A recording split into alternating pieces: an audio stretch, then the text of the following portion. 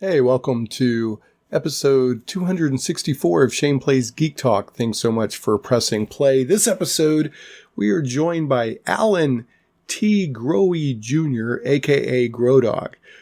So he joins us to talk about the AD&D Retroclone OSRIC, that's OSRIC, with which he was instrumental in helping get going. The OSR itself, his publishing company, Black Blade Publishing, and RPG goodness in general. And listen, if the whole discussion's great. Allan has been around in a lot of different parts of the RPG hobby, both as a fan and as a creator and a publisher. The whole discussion's great, but if you're basically just here for the OSR and OSRIC part, jump to about an hour in. Again, it's all good. But if you're like, I just want the OSRIC and OSR, jump ahead about an hour. So we also talk about that Allan loves him some Greyhawk. Talk about the skills he learned tracking down early information on Greyhawk and how that helped him get his non-RPG career, his main non-RPG career in knowledge management. How active is the current AD&D 1E and or OSRIC scene? What is Allan's definition of OSR? Does he feel the OSR is important? The legal importance of OSRIC to the OSR community. Zines are often lauded, but at one time, Dragon Magazine was a sort of quote-unquote D&D website in its day as well. Watching an RPG project happen behind the scenes, you can throw your tomatoes now, offer a mild defense of rules lawyers. Talk about vanilla fantasy not being a derogatory term. We also talk a little bit about Cthulhu and Delta Green. And I just say, look, just hit Cthulhu with a boat. Talk about why in the podcast. I've also figured out Lovecraft's indescribable color that comes up a lot. You'll have to, again, listen to the podcast for that. And also we include the Thunderdome match, Strongheart versus Warduke. All that and more in this episode. Hope you enjoy it. Also, don't forget our previous episode, 263, was with Skeeter Green, small RPG publisher, Skeeter Green of Skeeter Green Productions, and we talk about his Valley Out of Time RPG module, and also just small RPG publisher tips from a seminar that him and Zach Glazer do. So I definitely recommend listening to episode 263.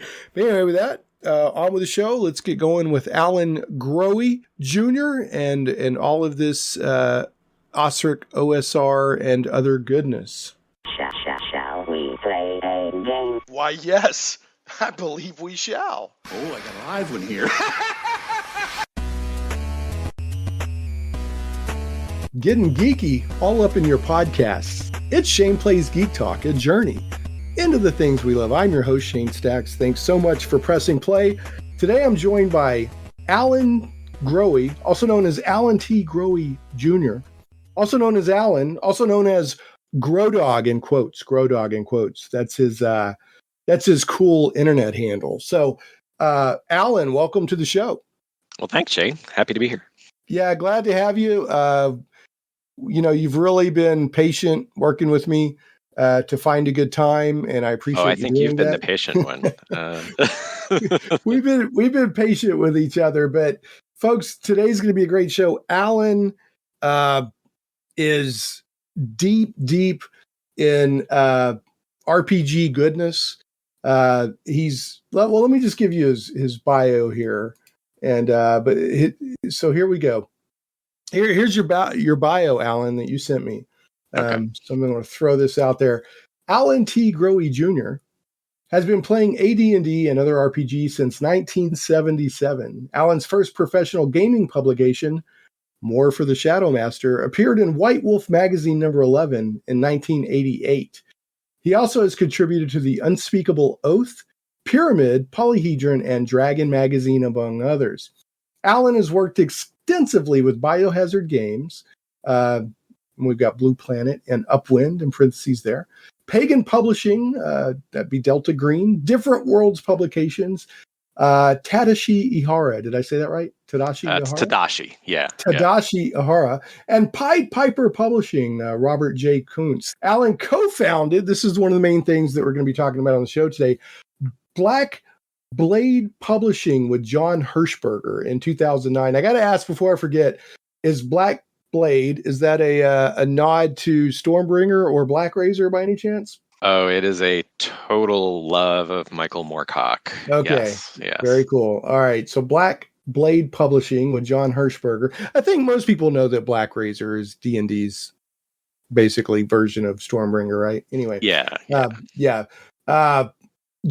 So Black Blade Publishing with John Hirschberger in 2009, and that's how we met, through your booth at North Texas RPG Con. But y'all formed Black Blade to publish top quality old school gaming products, including OSRIC, which is another thing we're going to be talking about today. That is an OSR AD&D Retroclone. So we'll be talking about that. Monsters of Myth and Kuntz's The Original Bottle City. Allan's most recent projects are Tales of Peril, The Complete Boinger, and Zareth Stories of John Eric Holmes. The Twisting Stare, a gaming newsletter focused on dungeon design that Allan publishes with Tony Rawson, and Saving Throw, a new OSRIC zine to support Usherwood Publishing's Jim Kramer, who is battling his third round of brain cancer. Well, we're very sad to hear about that. And unfortunately, Jim, since I'd written this, has passed. Okay, I was thinking. All right, yeah. Are you still doing the Saving Throw zine? Do you want me to leave that in? Yeah. That's totally good. The Saving Throw zine still provides support to Jim's family. Okay, excellent. Through any purchases, we all donated our time and effort for that. So all of it goes 100% to Jim's family, and it's college fund stuff for his kids. That's amazing, man. That's really good. So Allan's editorial design and development work has contributed to winning one Origins Award. What did you win the award for? Delta Green. Delta Green, man. I hear a lot. I've got a buddy who would rather play Delta Green than Call of Cthulhu. So Delta Green's pretty awesome. Delta Green is like special forces going after the Cthulhu stuff, right? I've never played it, but I've heard about it. So it's kind of like instead of just waiting to go insane, you're getting to fight back a little bit. Yeah. And then so the original version of Delta Green was published as a set of supplements for Call of Cthulhu in the 90s, and it grew out of some structural problems that the Pagan Publishing crew saw with sort of running campaigns with Cthulhu. And one of those being that can you survive long enough for a campaign? Well, yeah. And then how do you pull people into a game? How do you form a group of Cthulhu players? Because if you're trying to do it with, some historical verisimilitude and kind of, not just hand waving new characters like you do in D&D all the time. It's a little bit more difficult. So it was really a structure to create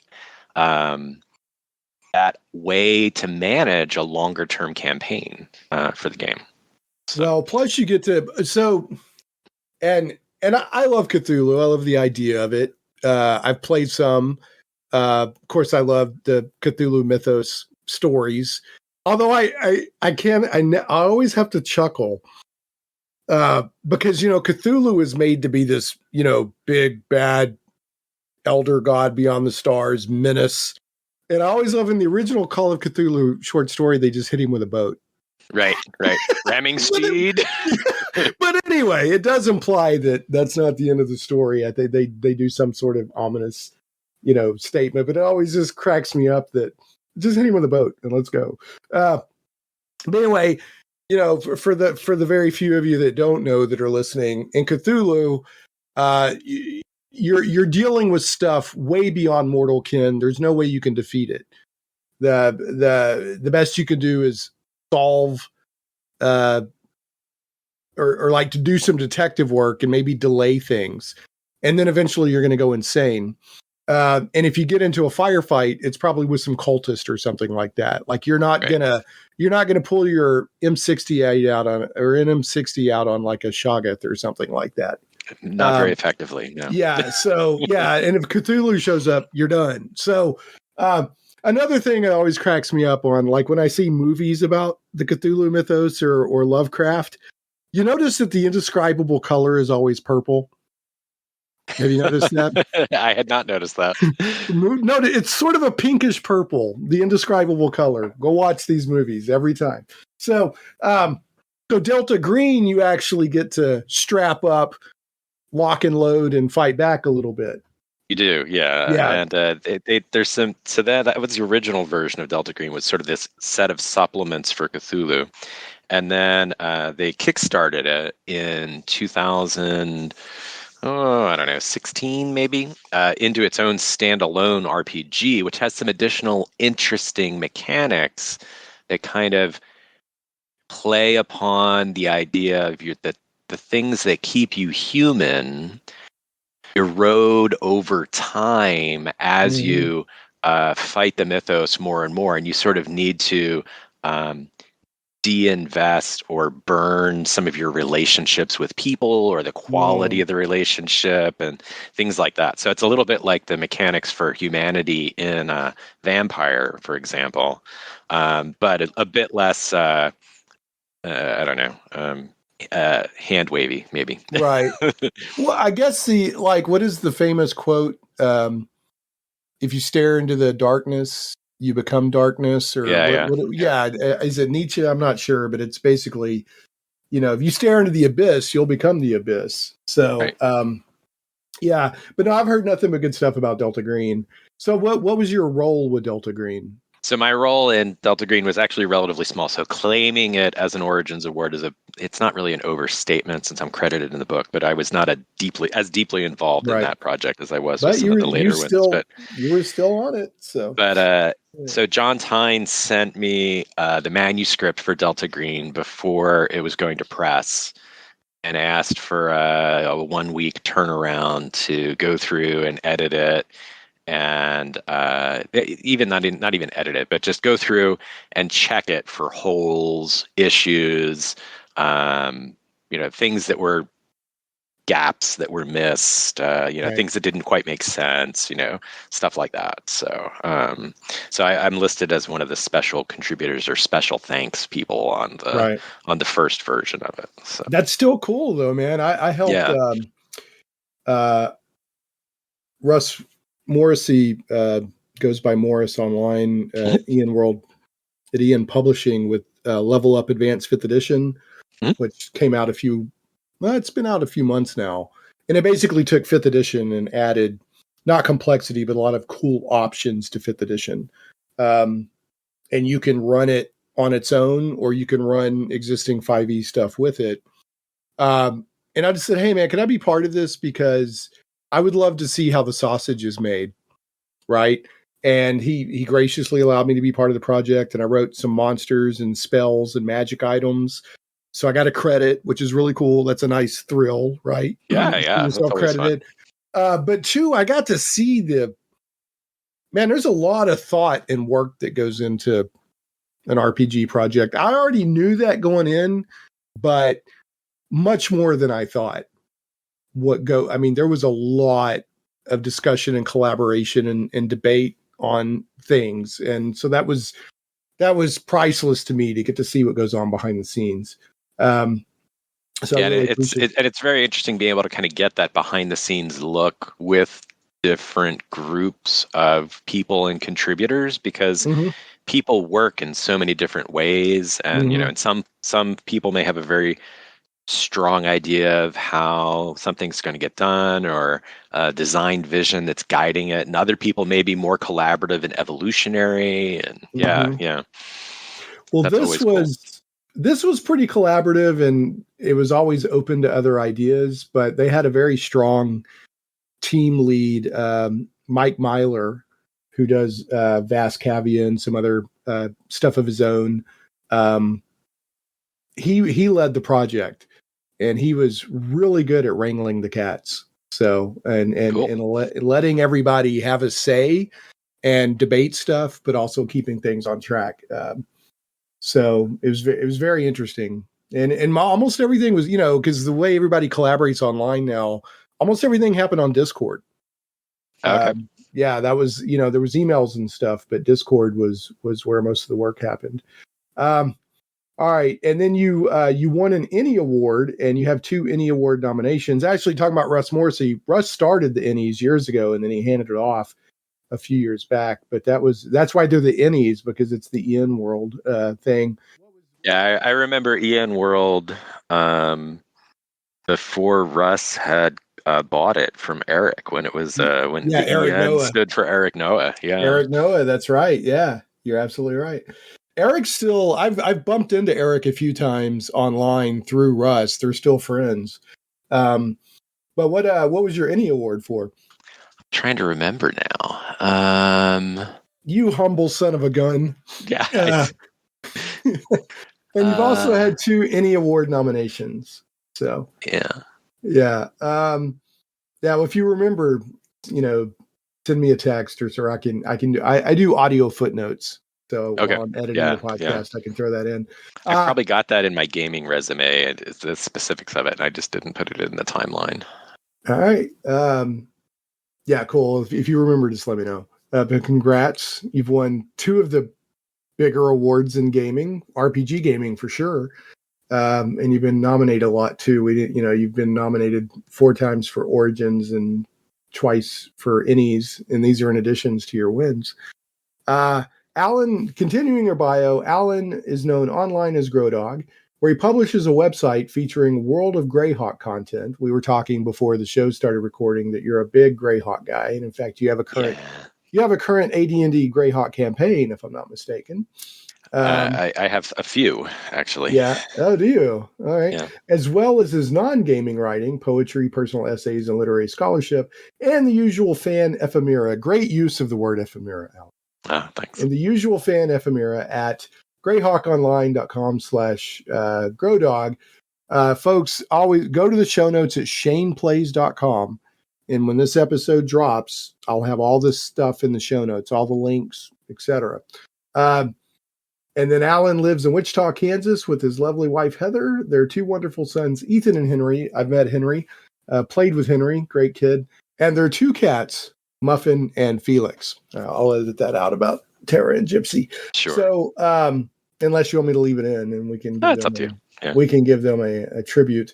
So that's your bio, and I want to salute you again, Allan. You sent me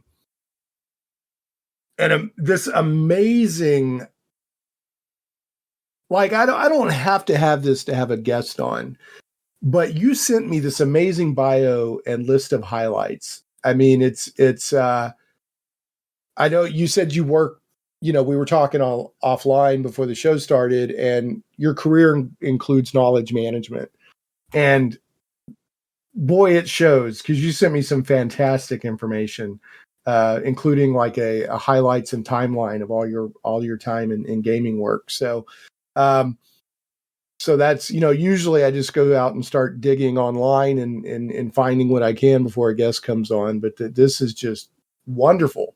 So I really would like to, we talked about this a little bit before we started recording, that I think we should do a Greyhawk show at some point, because I think you're the person I've run across that is probably deepest into Greyhawk of anybody I've met. I mean, I've met people who like Greyhawk and like to talk about Greyhawk, but you're like way into Greyhawk. So, and there's a lot of stuff in your timeline and personal information about Greyhawk.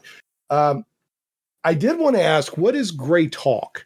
I did a little bit of search on that, but you used to be involved. I found some references to where the archives, but I didn't find anything on Greytalk itself. The Greytalk archives, unfortunately, disappeared because they were running on an old Lotus Notes server, and they never got ported into a more contemporary database format structure. So a guy so Greytalk was a listserv, an email subscription list. I remember it.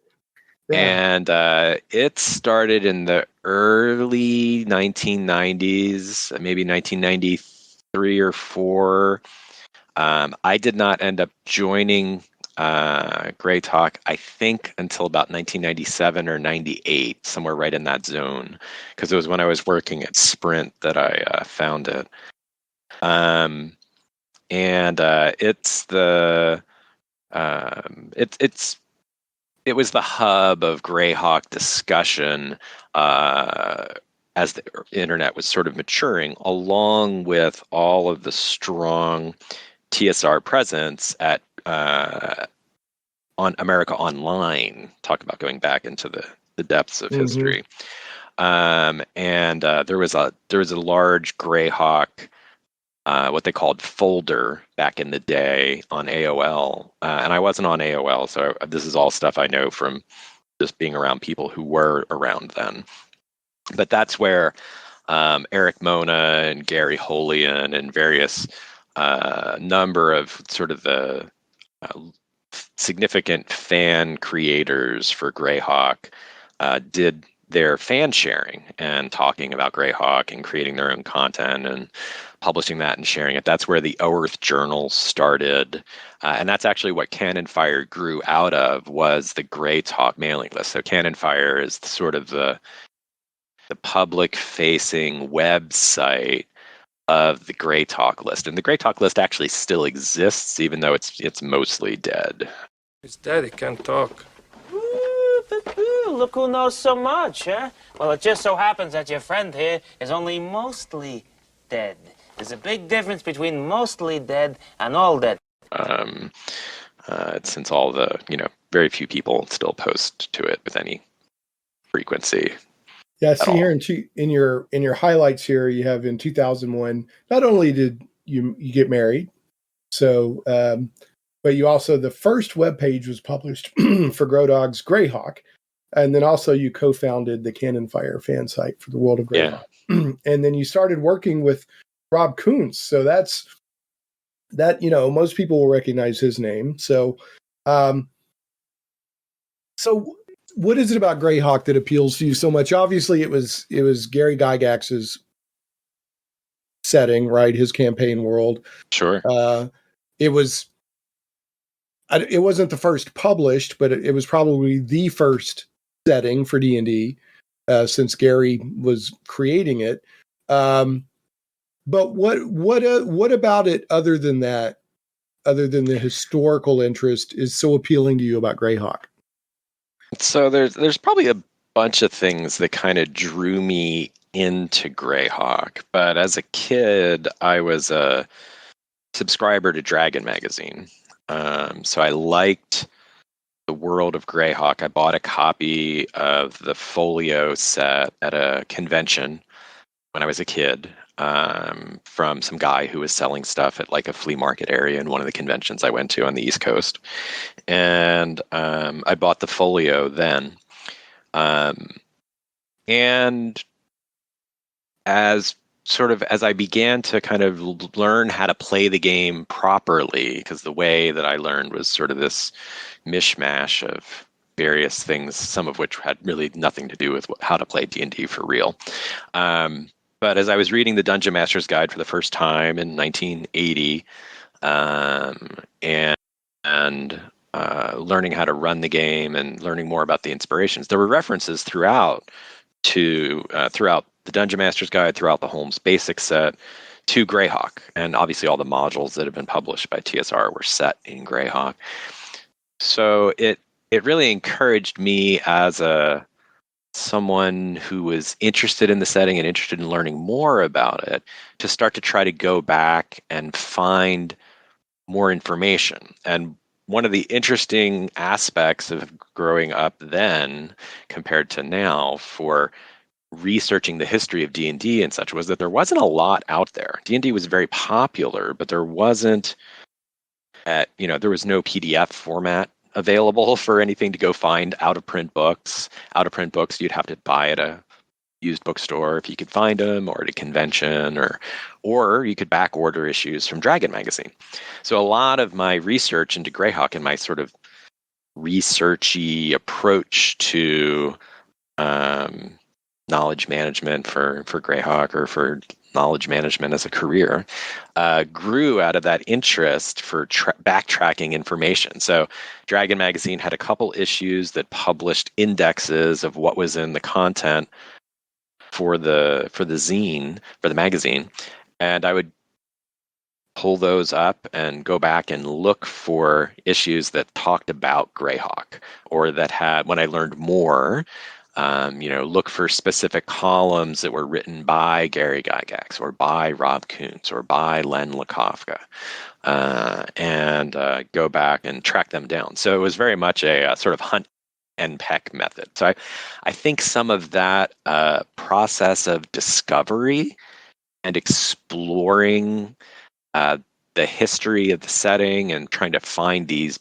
older pieces of information mimics what I like about actually playing D&D, that exploration side of things. And Ooh, what that's an all. interesting way to think about it. Yeah, Yeah, and that's all part of how we learn and acquire knowledge and what interests us and things. So that, I think, is a good chunk of what hooked me about it, in addition to all the sort of interesting things about the setting. The artifacts and relics in the Dungeon Master's Guide all have hints back into Greyhawk, and some of them have additional information that's a little different when they first appeared in the Eldritch Wizardry supplement in OD&D. And some of them, even before that, appeared first in the Strategic Review, which was the precursor to Dragon Magazine, or The Dragon, as it was called before it was renamed. Dragon. Yeah. Okay. So I think that whole, kind of a researchy side of things definitely hit me right in the geek bullseye. Yeah. Direct hit, huh? Well, that's cool that it led into skills and passions that have become your career. I think that happens a lot with gamers, actually, that the gaming and that certain elements of gaming and kind of sharpen your tools for later in life for certain careers. So you mentioned the Dragon and back in the day trying to find information. So I've talked some with I can't believe I'm John Peterson. Yeah, Playing at the World and Game Wizards, and he's got another book out fairly recently. I can't think of the top of my head, but The Elusive Shift. The Elusive and he also Shift, did right. Art and Arcana. Yeah, right. Yeah. So John, I've had him on the show a couple of times. He'll chat with me on DMs on Twitter some and stuff, and we've talked a lot about the importance of zines back in the day for fandom. Yeah. Massive. I mean, for his scholarship, zines are so important. But I think what doesn't get mentioned as much, and you brought up how hard it was to track information down or to find information. If you're 20 or even 30-year-old these days, or a teenager or something, you don't get how important like Dragon was, because or there was Dungeon in the UK, and then you had like White Dwarf magazine and some other stuff. You didn't, and I know it's like you kids, we walked up the hill both ways in the snow, but the No reason shoes. that people, no shoes, having coal for breakfast.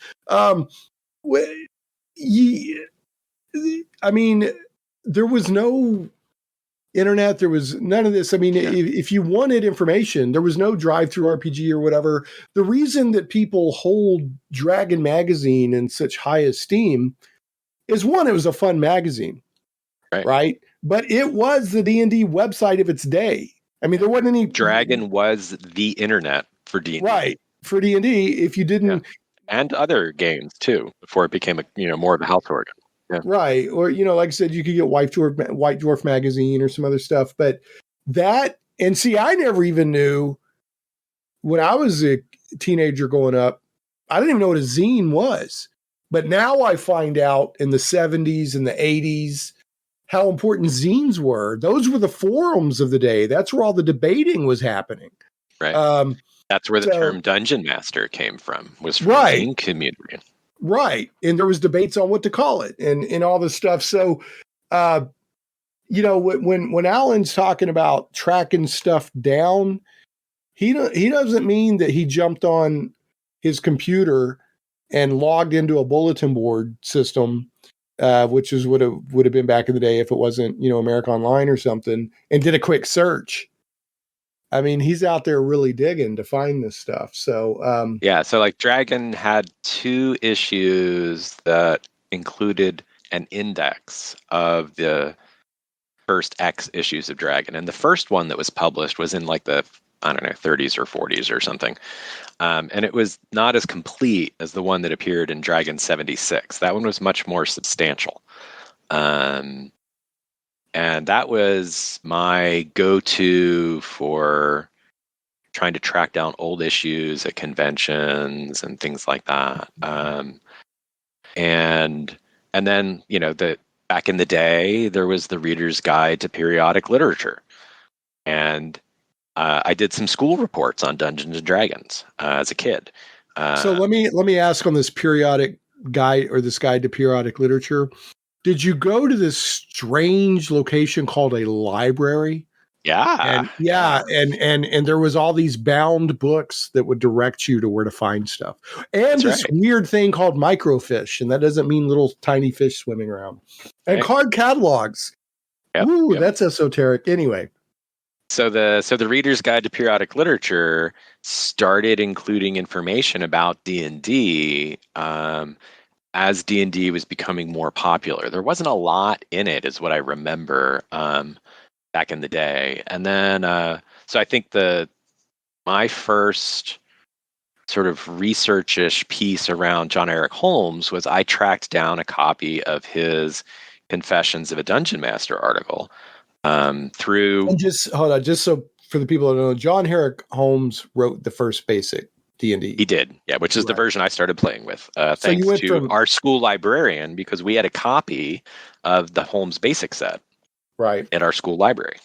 Yeah, most people think of the Red Box and Frank Mincer, which is a wonderful edition of D&D. It started many D&D careers, if you will. But you had OD&D, which was the 3 little books. And then you had the Holmes basic. And then you had Moldvay's BX. And then you had Mincer's basic. So, right. So anyway. And speaking of John Eric Holmes, how thrilled were you later in your life to publish some of his work? Oh, it was great. So I corresponded very briefly with Eric when we lived in California.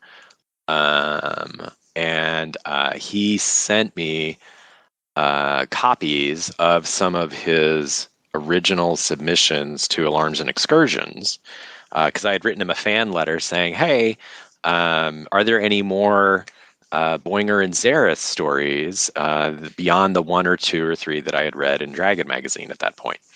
And he had mentioned one that I had missed in the indexes at the time because they didn't include fiction in the indexes for whatever reason. They were looking just at the gaming material and the scope of what they included in the index. So I hadn't known about one of the stories that he had published in Dragon earlier. And so I dug that up eventually, and then he sent me some of the material that appeared in Alarms and Excursions, which was one of the earliest zines that supported D&D back in the day, starting sometime in maybe late 1974 or early 1975. And he wrote about he and his son Chris Holmes contributed about 5 or 6 different pieces to Alarms and Excursions in the issues between roughly issue 11 and issue 20. And we kind of have all that in the book. Yeah. It's spelled like alarums, but it's Alarms and Excursions. Yeah. That was a very, if I remember right, that was a very well-known zine of the time. It was. It a magazine? Was it a full magazine or was it a zine? No. It's an APA, so it's an Amateur Press Association zine, and it consists of mini zines or newsletters written up by each author. They would type it up and either provide their own copies or provide Lee Gold, who's the editor for Alarms and Excursions still, and would be a great person to interview sometime if you love to. Have not. Yeah. Love to. But people would send in their content, and then Lee would compile them into the issue and then redistribute the fully completed issue out to all the subscribers and contributors. So it really was again sort of an internet-like vehicle done through print mimeograph technology. I can't tell you how many times that I've heard Lee, her name mentioned with reverence and respect. I mean, because it's Lee Gold, right? It is. Yeah. And I mean, John Peterson has nothing but like I said, it's almost, it's respect almost on, awe for what she contributed to the community. And I've heard many other people speak of her extremely well. So yeah, there's a lot of designers who started their careers in alarms and excursions. So. Yeah. So, but anyway, so in 2017, you had the honor of publishing Tales of Peril, the complete Boinger and Zareth stories of John Eric Holmes. Again, of course, from Holmes Basic. So that was Black Blade Publishing did that. So, again, that I can't imagine, but that wasn't a thrill for you. Oh yeah, and it was a long time coming. John died, I want to say, in like 2011, and I'd gotten in touch with his family. No, in 2010, and I'd gotten in touch with his family, trying to reach out again to him to just kind of follow up after about 10 years from the first time I did. And he had just passed, but his ex-wife put me in touch with Chris Holmes, his son, and we got talking, and that's what really began the genesis of talking about putting Tales of Peril together. But it took about 5 years to get all the material and just the time to bring the book to fruition. So I actually met at the most recent North Texas RPG Con. I met Chris Holmes. He's a great guy. Yeah, I played in a game of Tecumel with him, sat and chatted with him. Like after the games, a lot of people will hover around the bar area and chat later at night. Chatted with him. He wants to come on the show, and I want to have him on because he wants to talk about his dad. Yeah. So that's another I have lined up to get on. He was a very nice guy in his own right. You said he was contributing to zines as well? So he and his dad both contributed to some of the articles. So he did a little bit of writing with Eric for some of the pieces. And then Chris contributed artwork to them. And Chris is an artist today. And so he also included original art in Tales of Peril. He did at least one piece for each of the stories in the book, in addition to writing introductions for each one as well. Okay. Yeah, I'm looking forward to having Chris on. So let's now that we're I did want to ask you about something you brought up because it was interesting to me, and then I want to get into Black Blade Publishing since we're talking about some of the stuff Black Blade has published, and then also we'll be talking about OSRIC, which is the AD&D OSR Retroclone that you contributed to. But you mentioned that you played D&D for the first time at age 7. Now, I think that's more common these days. I see people like who've grown up playing D&D and now they're playing it with their kids. I can think specifically, you may have met him at North Texas, a guy named Carl Heil. He runs D&D for younger kids, and it's wonderful to watch him do it. He has so much fun, and the kids have fun. But in 1977, I think it was, you played for the first time at 7 years old, and at that point, that would be rather unusual. Not bad. I don't want to hear what people are, but I'm saying different. That would have been unusual for the time. So, how did you end up playing D&D for the first time at 7 years old? So, in 77, my youngest brother, so I'm the oldest of 4. So he's the third youngest sibling I have. He was born, and the house I grew up in was too small for us at that point. So my parents moved. We moved across town, inside the same town, a small town called Merchantville, New Jersey, which is over the bridge from Philadelphia, kind of sandwiched between Camden, New Jersey, and Cherry Hill. And in 77, when we moved, there was a guy down the street who was older than me by a few years by then. He was probably, let's see, I was in first grade in 77. So my guess is he was probably in like fifth or sixth grade or something. And he was playing D&D. So we would go over to John Lewandowski's house and play D&D there. And what we played was sort of this interesting mishmash of kind of Holmes Basic mashed up with the rules from the old Heritage Models miniatures sets for Crypt of the Sorcerer and Caverns of Doom. And then for miniatures, we would use some of those figures, and we would use Stratomatic football figures, the little old electronic ones, and they would kind of move around on the board on their own in little weird chaotic patterns. So we would take the figures and kind of paint them. Is that where it would go, where it would make a loud noise when you turned on the... I think so, yeah. My brothers had that stuff. And what is it? So you set up, it's like a fake football field, and you set these figures up all over it, and then you turn a button on, and the football field vibrates, and it makes the little people move. The pieces around. Move in kind of random fractal patterns. Yeah. So we took those figures and painted them different colors, and they would become miniatures because we didn't have enough miniatures to play with, broadly. Right. And so we'd paint green ones and they were orcs or goblins, and, red ones would be kobolds or whatever. And then we gave some of them toothpicks to give them a little bit of weapon differentiation and things like that. Wow, look at you go. How old were you? So, I was 7, 8 years old over that time. So that's kind of what my experience was playing D&D for the first 2.5, 3 years of my life of D&D, was playing this kind of weird mishmash of stuff that wasn't really, as I learned later, really quite D&D. So during that time, I did some of these school projects. So our librarian at the Merchantville Elementary School, Mrs. Mager, Elizabeth Mager, was our gifted teacher. So she's the one who had the basic set in the Holmes basic set in the school library. Okay. So I would, I could look at that there, and I assume that's what John had back at his house, if I'm remembering all that right. And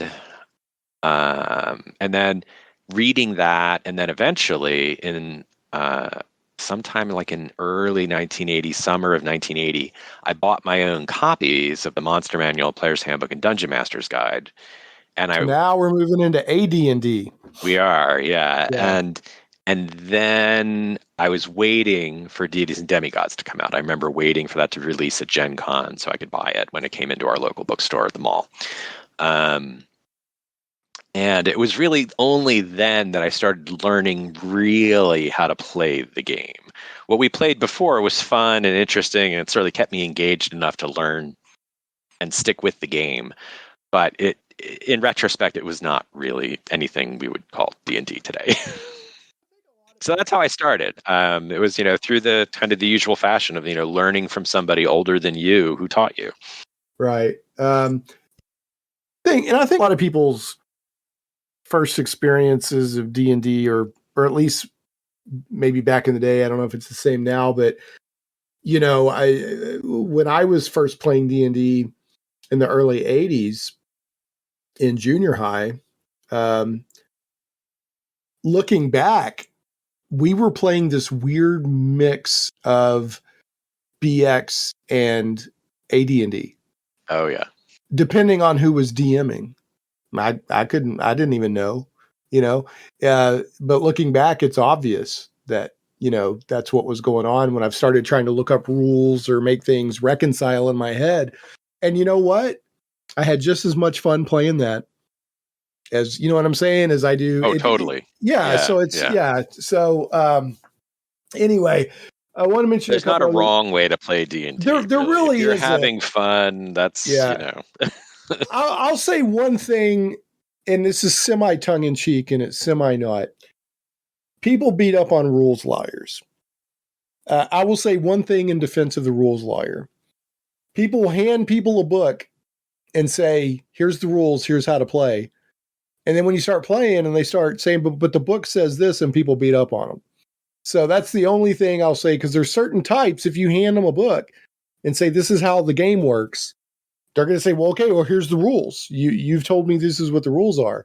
Right. So if they question in a game, oh, I thought it was like this, that doesn't mean they're trying to be jerks. Now, there are some rules lawyers that are jerks that want to argue things into the ground and ruin everybody's fun. That's not what I'm talking about. I'm just talking about the person that said, oh, well, I read about this encumbrance rule, or I thought that it worked like that. They're not trying to harsh everybody's gig or harsh everybody's mellow. They read the book you told them to read. So anyway, moving on. That might just be the way that they grew up, learned how to play too. If you learned how to play using encumbrance, it changes the entire dynamic of what you do as a player if you're playing in a group that doesn't use encumbrance. Right. Yeah, exactly. Yeah. I mean, I remember I started reading the book and I was like, and I brought up encumbrance, or I typed up a character sheet and made a character sheet and I put encumbrance on it. And the people I play with are like, why, what's this about? And I'm like, well, it's in the book. I don't know. Right. I put it on the character sheet. So anyway, moving on. A couple other highlights.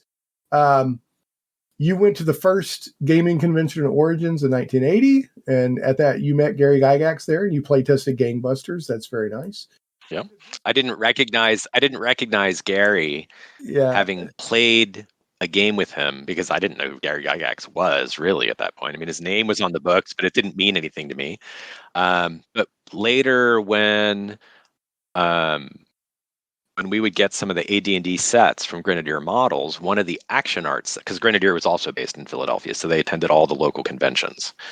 And you could buy individual figures out of the boxes without having to buy the whole box. So you could buy the cool figures you wanted without having to buy the whole thing. But anyway, in one of the action art sets, they had a picture of Gary Gygax in there. And it was sometime after we'd gotten the set, and it kind of finally clicked in my head. It's like, wait, oh, that's the guy. I know who that guy is. Yeah. Yeah.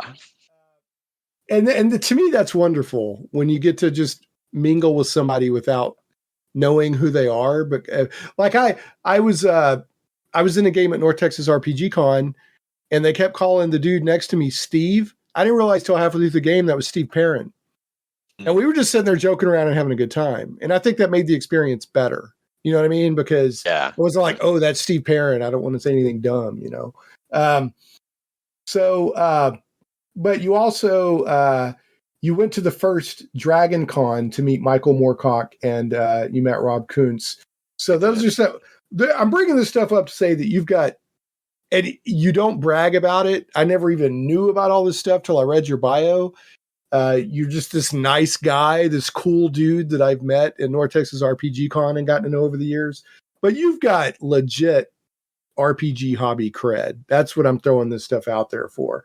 And I would have never known it, which is one of the reasons why I love to do these podcasts, because you get to know people better and you learn more about what they do. Because I just wanted to have you on to talk about OSRIC and Blackblade. And then boom, here's all this other amazing stuff you've done. So anyway, so let's talk about Blackblade. And I did want to mention that not only do you still love Greyhawk, but you still actively run AD&D. I do. Right. I do. But yeah, not 2.0 or not second edition, not third edition, not fourth edition, not 5e. You run AD&D, the original flavor. Yeah, that's right. So, and I do that in a ongoing campaign. We had two campaigns that started right around the time of the pandemic here, and I started up two separate campaigns, which I haven't been able to do since I was in college. 'Cause I really wanted to have two groups interacting in the same campaign world and kind of influencing each other to some degree. But the in-person one folded, after about 6-9 months into the pandemic, unfortunately. But the online one, we've continued. So that first year in 2020, we virtual Greyhawk or virtual GaryCon happened, and we had a group of friends who we would normally get together and play with at conventions, and I ran some Castle Greyhawk that weekend. And that became the online Greyhawk campaign that I've been running since then. So some of the players have shifted over the years, but that particular campaign started. And then I also have a one-on-one campaign with my younger son, Henry. And then he runs a one-on-one campaign for me, which is set in Greyhawk. And then I have another game for both of the boys, which is their Castle Greyhawk characters that they've been running since they were little. In my version of Castle Greyhawk. So I love that. And then I run stuff at conventions too. So I've run my version of Castle Greyhawk and various other games at virtual Greyhawk Con at North Texas at Gary Con for like the last 12 years or whatever now. So how active do you think the AD&D / Greyhawk community still is out there? I mean, it would be folded under the OSR community these days. Or it would be considered OSR these days, but how active do you think like people playing the original AD&D still is out there? I think there's quite a bit of interest in sort of the OSR more broadly, and in OSRIC and AD&D in general. And I would say the interest has been increasing if we kind of judge that from OSRIC sales over the last, say, 4 years or so, compared to what it was earlier when we were first creating and then publishing OSRIC. It's definitely been an uptick of interest in that. And I think some of that is people have been new people have been coming into D&D through 5th edition, since it's the biggest, most popular version of the game since it was a fad in the 80s. Right. And it might even be bigger than it was then. Hasbro and Wizards of the Coast would have they claim it is based on sales and this and that. I don't know. It's huge. 5e is huge. Right. There are people that like 5e. There are people that hate 5e. There are people that are ambivalent on 5e. But one thing you can't argue is that 5e is huge and has been good for the visibility of D&D and the RPG hobby in general.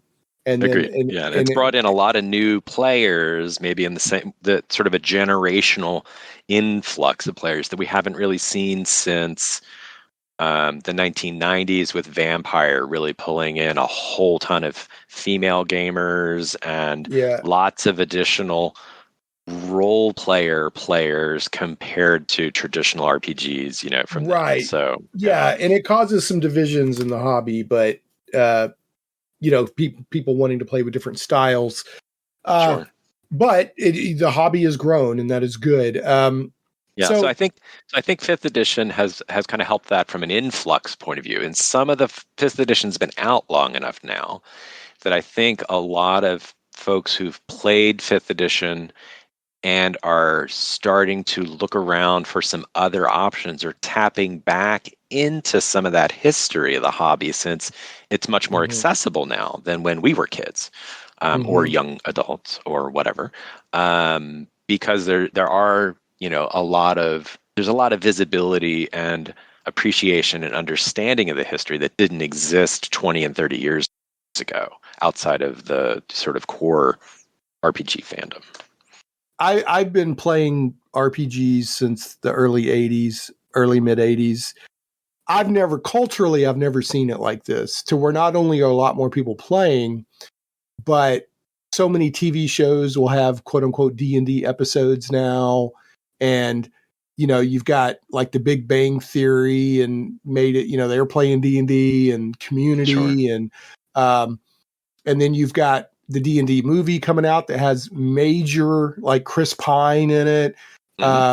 You've got, all the Let's Plays. Like Critical Role is a major entertainment force. It's not just a few RPG people watching a live stream. I mean, that's a big deal. And those are just I'm just mentioning a few things. I mean, you go to Walmart now and there are RPG dice and RPG toys in Walmart. It's just a cultural thing now. It's normal. Well, and fantasy is so much more mainstream now after the Jackson Lord of the Rings movies really took off so much that, again, there, unless you kind of lived through the dearth of fantasy materials or the terrible fantasy movies that were available in the 70s and 80s. Well, they're fun from a kitsch factor, but they're not good movies, right? Yeah. Like I could watch Deathstalker from or not even Deathstalker. Let me think of a better example. Beastmaster. Beastmaster is really not a great movie, but it's a fun movie, right? But the quality that's coming out now is just tremendous. Agreed. So anyway, all right. So I just wanted to I want to move us over into the OSR and OSRIC. But since what is it about AD&D? Is it just because you're like it works and there's no sense to do something else, or do you feel that it's just inherently superior to playing some other games to stick with it? Well, I think it works really well for long-term campaigning as opposed to short campaigns, which is kind of how third edition really started redefining campaign play, and how Pathfinder does the same thing through the adventure path. Both of those really changed the approach to what it means to play D&D kind of over the longer term. D&D always had one shots. You could play one shots at conventions, or you'd play single use few session modules. That's been kind of bread and butter for module adventure publishing, since TSR's heyday. But I think AD&D really supports that longer term, deeper character exploration,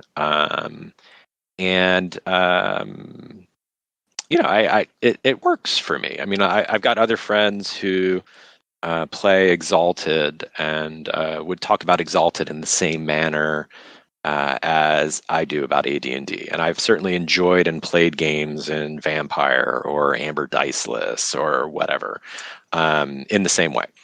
But I think AD&D it works really well for that kind of approach to campaign playing. And I think, again, that's a little bit of another feature for OSR gaming and for maybe saying Greyhawk or Forgotten Realms or something like that might be a little bit more of an attractor for someone who's coming into the hobby and having only kind of played published adventures, and they're ready to start creating their own material and their own campaigns or their own homebrew world. So I love Greyhawk, but I've got a homebrew world that I run in parallel with Greyhawk for 20 or 30 years too. So is your homebrew world, is it epic high fantasy or like what? Because Greyhawk is what I would call high fantasy, or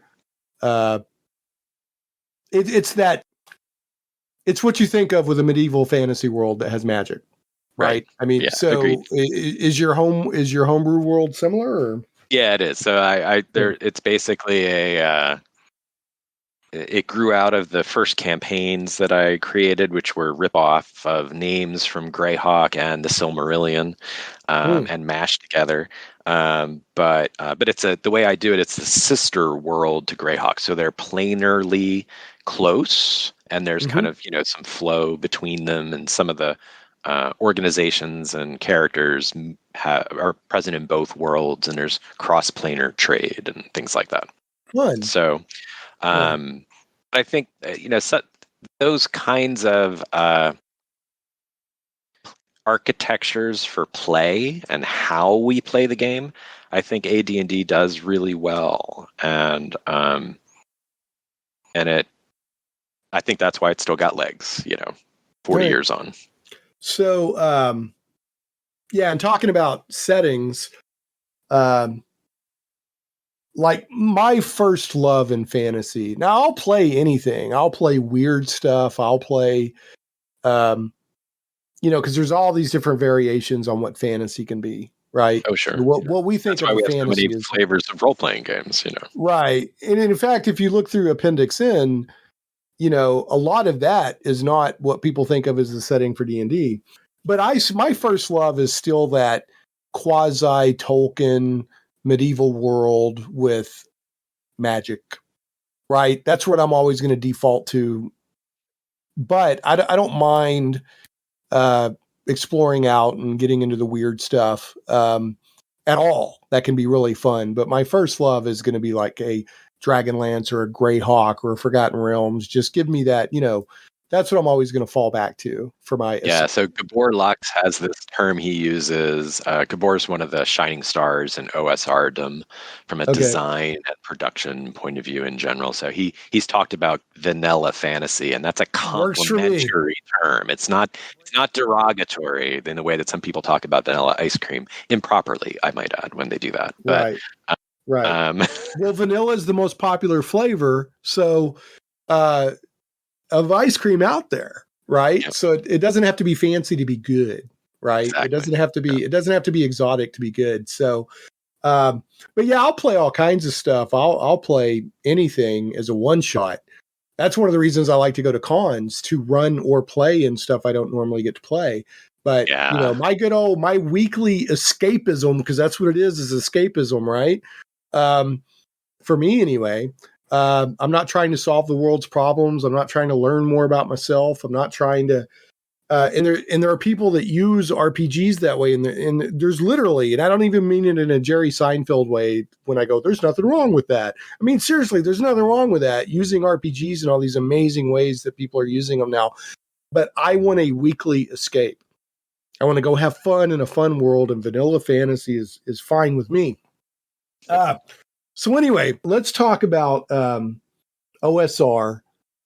You actually have, and I'll link it in the show notes at shaneplays.com. You have Grow Dogs on your AD&D blog at growdog.blogspot.com. You have an OSR guide that is a FAQ of questions that you ask yourself and then answer about OSR. So I'll link that. In OSR, people say, old school rules or old school Renaissance or whatever. In your elevator pitch, what is the OSR? Well, I think of OSR kind of these days in sort of multiple, I don't know, layers, I guess. There's sort of the original layer of OSR that OSRIC and Basic Fantasy and Swords and Wizardry kind of grew out of with the core Retroclones. So that's sort of first generation OSR. And then there's sort of the wave of additional clones that came afterward, filling in the gaps and kind of broadening the base of what OSR kind of covers. And then there have been all these folks who've taken it as a platform and then launched completely brand new games and approaches to sort of like indie RPG side of OSRdom. Right. And that's what I would kind of consider the newest OSR side of it. I didn't see that coming until it exploded. So we are in what I call right now they have that in the fossil record. There's a thing called the Cambrian explosion. Oh yeah. And in the past 10 years or so is the Cambrian explosion of the tabletop RPG hobby. Absolutely. Because there's so much amazing stuff happening on the indie side. Like if you go to itch.io, there is a role-playing game for every niche you can possibly imagine. The purpose of role-playing, the type of role-playing, the rules for role-playing are being just developed and explored in ways I never would have imagined. Right? Like earlier I was saying, there are literally people using RPGs not for fun, but for like working on through psychology and helping people with issues and learning more. Like, let's play this RPG so that we can learn more about what it's like to be a member of this society or a minority. I mean, it's there's amazing things happening. Yeah, Eric Mona commented in the closing panel we had at the virtual Greyhawk Con last weekend that he's playing a GURPS game, and they're playing medieval peasants, and it's a show that's being streamed, and I don't remember what the name of it is off the top of my head, but they're 14th century peasants, and he said that they were in the process of kind of getting ready to close out that exploration, and that it was a lot of fun, but they're just peasants surviving day to day and tilling fields and kind of landlocked and land owned as tenant farmers and whatever else. So yeah, it's amazing the stuff that's happening out there. And there's a niche, like if you love some obscure cartoon from the early 70s that only ran for half a season, you can find the RPG for it these days. Somebody out there is doing it. I mean, it's amazing. Right. I listed, there was, I can't Space remember. Space Ghost, the RPG, or whatever. Whatever. Yeah. Josie and the Pussycats, the RPG, it's out there. And it's amazing. Watch. And like, there's this guy, I can't believe I've forgotten his name. I follow his stuff. So the name of the RPG designer I was trying to remember there is Tim Hutchings. He did 1,000-Year-Old Vampire, which is a solo RPG that it's amazing. Like you have to, the longer you live as a vampire, you have to choose which memories you're going to lose so that you can make new memories. And it's just this really powerful, his stuff is like poetry as an RPG, but he did another one called Apollo 47 or something like that, where there's only like, and it's a moon, you're going to the moon, but it's only like 1 or 2 pages of rules, and the rest of it is all the just, you talk about ephemera.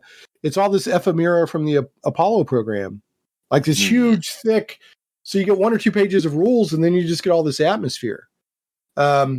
It's really interesting what people are doing with RPGs these days. But one that I can think of that comes to mind, and I wish I could remember the name of it. And the name of that game is, and I hope I pronounce this correctly, Jiangxi Blood in the Banquet Hall by Wet Ink Games. But it was about, you were a Chinese immigrant family running a Chinese restaurant in America, but then you're also having to deal with the Chinese version of vampires. And not only did you have to deal with the vampires, but it taught you what it was to be like, what it was like, because you see Chinese restaurants everywhere. Culturally, that's very important to Chinese immigrating to America. They come in, they start a restaurant, a lot of them. And the struggles and what it was like to be in their shoes at the same time that you're fighting vampires.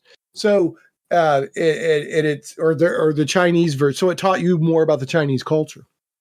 So it's sort of the like the Harlem Unbound for the Chinese cultural immigrant experience. Exactly. Yes. Yeah. That's interesting. Yeah, and see, in the 80s, 90s, or whatever, I would have never thought RPGs would have gone all that direction. But there's a flip side to generational clash, right? Generations clash because they have different wants and needs and ways of seeing the world. But you also get this wonderful stuff that your generation didn't think of, right? These other generations are getting a hold of it or just running with it in directions I never even imagined. All right, anyway. Back to the OSR. So for me, the OSR is just you're playing old school games, which I do a lot of, or you're playing new games that feel old school and have that atmosphere, right? That's what it is for me. But OSR is not a defined term. It can mean Yeah, different I mean, things to it different means a people. lot of things. Exactly, to Yeah. different groups. Yeah. Like I could sit down and play. I'll still play BX D&D. In a way, I'm doing OSR gaming. I'm doing old school gaming. I'll play AD&D. I'll play the old West End game Star Wars. I ran Middle Earth role playing at North Texas RPG Con. And That's killed all Henry's character. I did. Yeah, he climbed under the tower, and there was a bunch of dynamite or black powder under there, and he saved the day but sacrificed his character. And then and again, I really enjoy playing with Henry. Good kid. Yeah, he had a good time. But and then you've got stuff like Dungeon Crawl Classics, Swords and Wizardry. There's too many OSR games to list. I'm going to miss something, so I'm not trying to. You got Labyrinth Lord. You've got there's another one out there. Old School Essentials. You've got these things called Retroclones that are basically deconstructing and then putting old games back together and maybe improving some mechanics or adding some stuff. And that's OSR. So there's this whole community of OSR out there.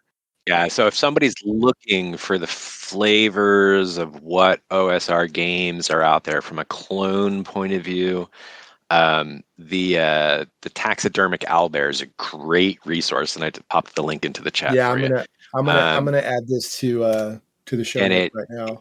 And until you actually see this list, there's no way you would guess that there were 20 plus OD&D clones, and that there's 20 more first edition clones and second edition, et cetera, et cetera, et cetera. So there's a ton of flavors of clones out there, some of which address different kind of approaches to the game, some of which are science fictional versions based on OD&D or AD&D, et cetera, et cetera. Yeah. But it's basically, it's like I said, I'm not going to attempt to define what the OSR is because everybody has their own definition. But it's just like I would consider North Texas RPG Con an OSR heavy con because there's a lot of OSR style gaming happening there. Sure. And then of course you got like Gamehole Con and Gary Con and all that. So. And that's where more and more, like I run 5e for my weekly group because I started running it at a game store to help the store in 2015. So I was running 5e because that's the current flavor, right? They want to sell 5e stuff. And so we've just stayed with, even though we've, the store closed during COVID and now we just kept our group going. We stay with 5e because that's what we're playing. But every now and then, I'll run like Keep on the Borderlands and BX in between campaigns, or I'll run I ran the original Ravenloft and the original AD&D rules during a break at Halloween last year, that kind of thing. But even though my weekly group is 5e, I'm more and more very interested in OSR and wanting to play more and more OSR. Or play more and more OSR style stuff. So I mentioned Carl Heil before. He runs a great BX game. Right. Yeah. So, and he just makes it up as he goes along. He's got like little dominoes that he's painted to look like walls. And he just makes up the dungeon as he goes along. And it's amazing. Like one of my favorite things that happened, this to me is like kind of what I define as old school. Like we were playing BX. I finally found a magic sword and I was happy. And then like 2 rooms later, it got destroyed by a rust monster. And that made me happy. It made me happy. I was like, yes, and so anyway, Black Blade Publishing publishes a lot of different stuff. You don't publish just games, you publish resources, books. I bought books from you, like is it Kuntz doing the book about Arneson? Yeah.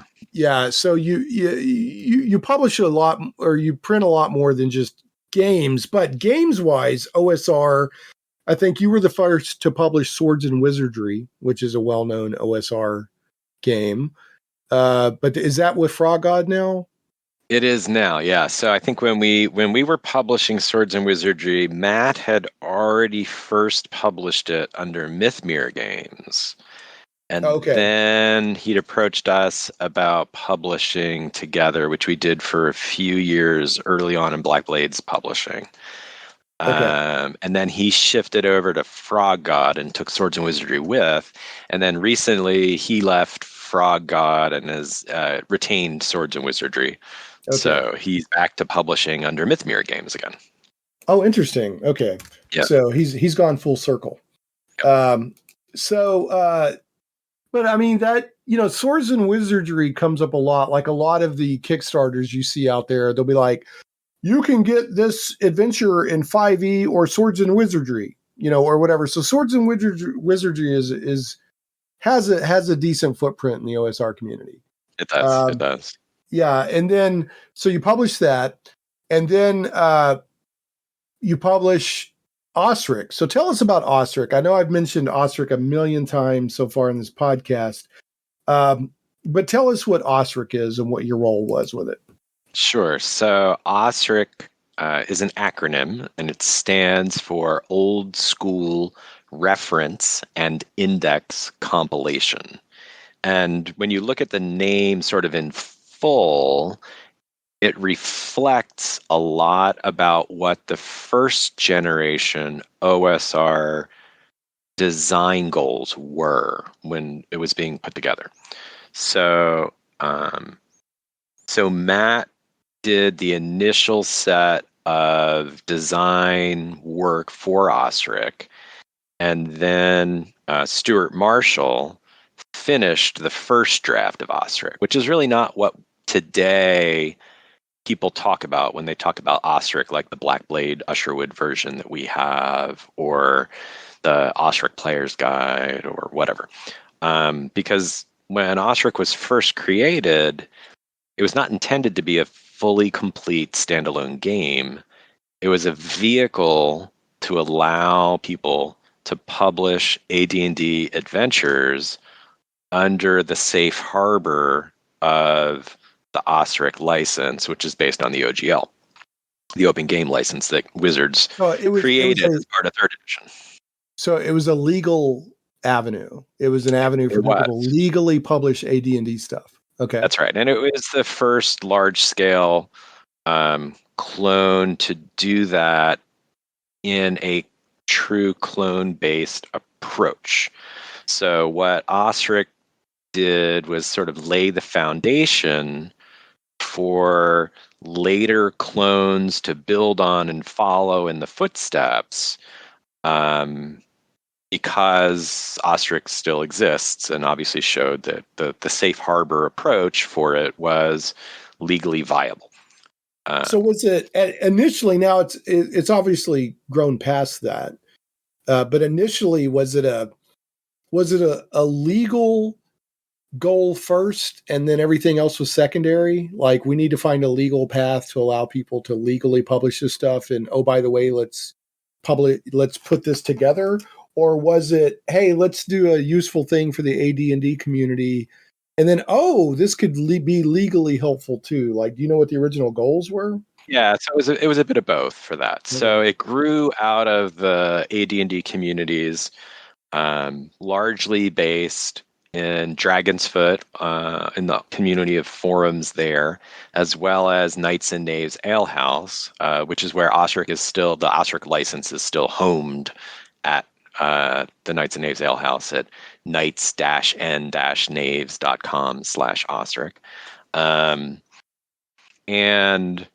So that framework, the idea behind it was that it would allow people to publish first edition adventures using the same consistent terminology that exist in the OGL. So armor class is armor class, and hit points are hit points, etc. None of the old generic stuff like Judges Guild and Roll-Aids, hits to kill, and people having endurance instead of constitution, and whatever. So it basically established that common terminology and nomenclature based on the rules out of the OGL. But it wasn't originally intended to be a standalone game. It was this publishing vehicle.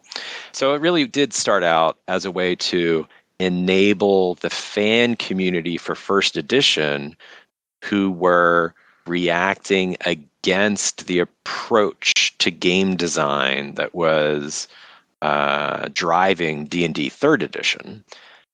And it was taking the tools of 3rd edition through the open game license and then using those tools to say, we want to play and publish AD&D kind of material, and we now have the right way to do it. But that said, there was rapidly a lot of demand and interest in OSRIC not merely being a publishing reference document, but being a full AD&D playable clone. And that's what OSRIC is today. So, the OSRIC rulebook that we publish is basically a 1-volume collection of your player's handbook, monster manual, and dungeon master's guide in one set of covers today. And it's very affordable too. And that was part of the reasoning behind both OSRIC being a free license and a free product to help support that free access to the rule set that we love. And then Black Blade, we're publishing what is essentially a $50 or $60 hardcover, and we sell it essentially at cost as a service to the community. So it's a $26 hardcover. Yeah, it's a ridiculously good deal. I've got mine right here. I bought mine from you at your booth at Black Blade at North Texas. In fact, I asked you to sign. And we appreciate that. Yeah. Well, I like your stuff, so I always buy something at your booth because you always have cool stuff. Yeah. I bought the Tecumel reprints, which are excellent. I bought history books. You've got like little modules for all this OSR. You just got and you also sell stuff on behalf of Goodman Games. So you've always got a great booth. I can't remember exactly what your relationship is with you're not technically Goodman, but you rep them. We're not. We represent Goodman at GaryCon and at North Texas. And we represent a lot of friends in the publishing community.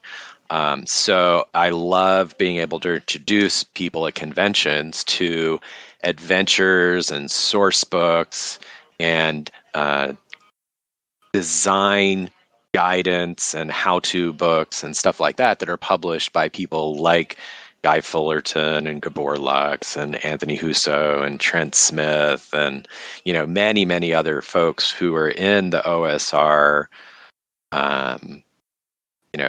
space, and we love to be able to bring that to the conventions we attend, which is just GaryCon in North Texas these days. I need to make it to GaryCon. Right now, North Texas, unless it's a very local convention, North Texas is really my only convention each year. But I'd love to get to GaryCon and Gamehole Con. So yeah, I would love to get to Gamehole Con. I've been to Gen Con, and Gen Con's just too big for me. I have no interest in Gen Con or Dragon Con. They're too big. That's just not what I want. Yeah, agreed.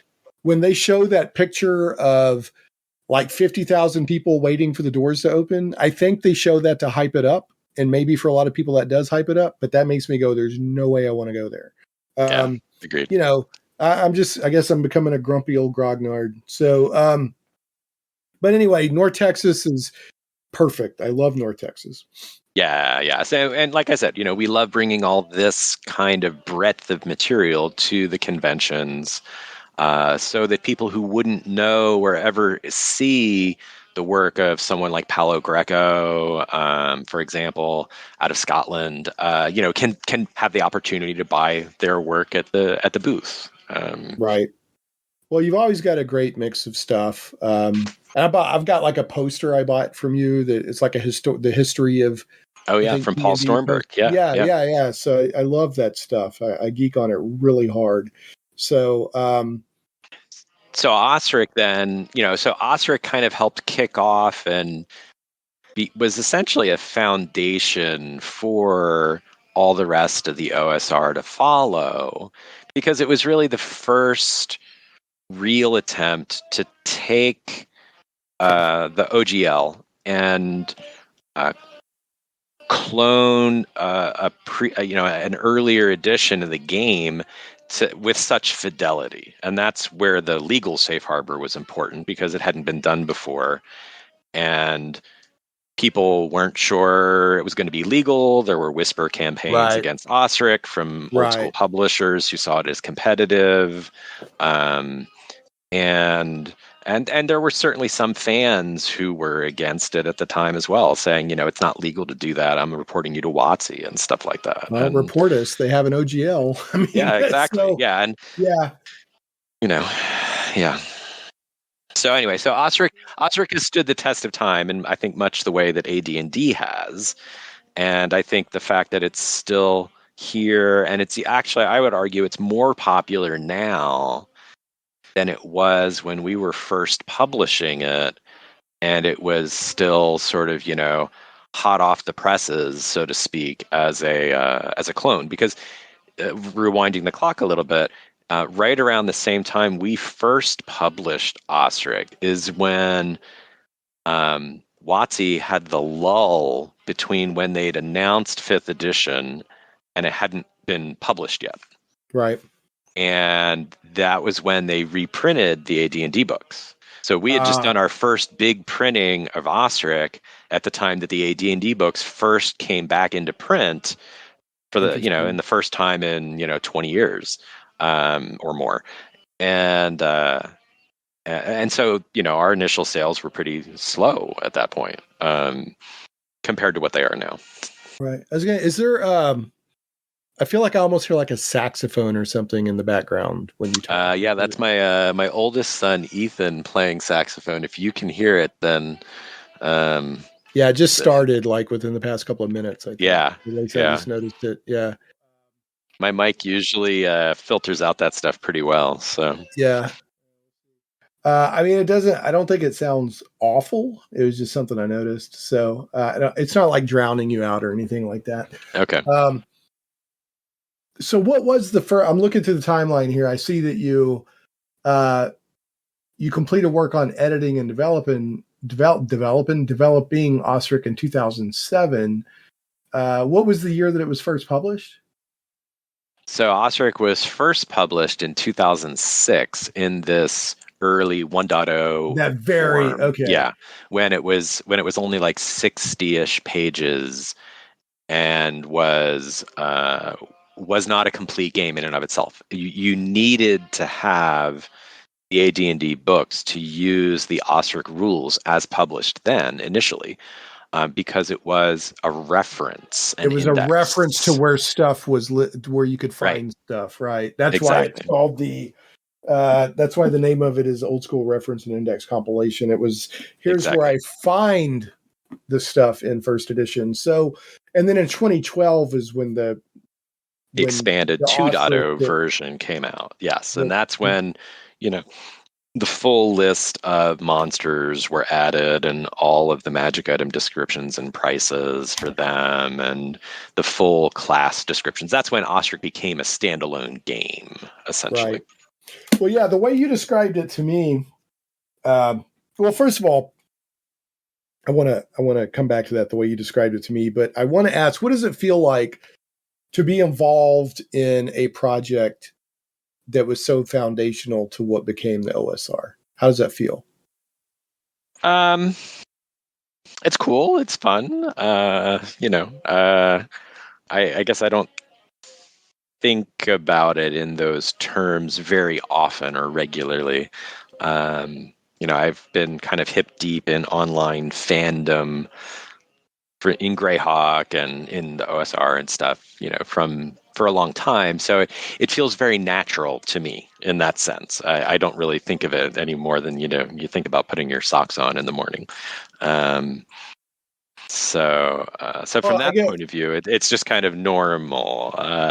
When you look at sort of the full breadth of everything that's come from it since, it's very cool. And it's very fun to be, have helped enable gaming to push outward from OSRIC in all the directions we've talked about with the newer OSR platforms and clones and clone independent games and new SR and everything like that.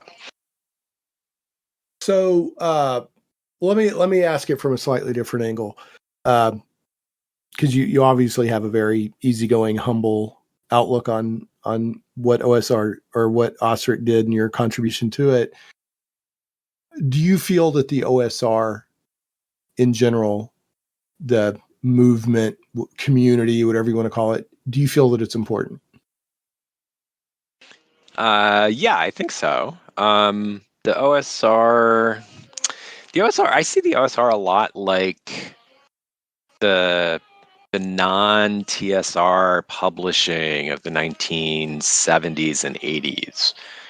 There's a huge amount of DIY spirit and creativity out there that can surface and bring to market things that would never come out of a corporately designed adventure or source book or something like that, whether that's from Paizo or from WotC or even from Chaosium.